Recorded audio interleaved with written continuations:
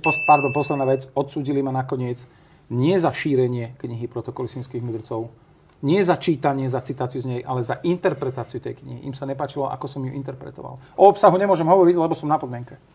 Čo ja to chcem povedať, lebo to podľa mňa veľa ľudí nevie, lebo veľa ľudí, keď sa s tým bavím o tebe, tak povedia, že no, ale on hen tam doxoval, on hen tam sa vyhrážal, oni myslia, že za toto si bol vo väzbe a to sa nikdy nedostalo ani len na súd. Presne, ja viem, ale jedna z vecí, za ktorú bol daný vo väzbe, je to, že ukázal toto gesto, ktoré značí, že som OK, že mám sa dobre. Keď vyšiel vlastne z najvyššieho súdu, tak ukázal svojim fanúšikom, že som OK.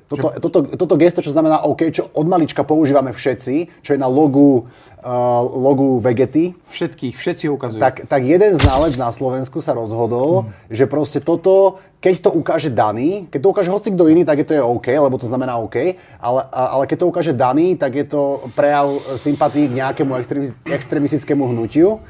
Takže iba aby ste vedeli, že ako strašne bizárna je tá väzba, že jeden z dôvodov tej väzby bolo toto, že ukázal.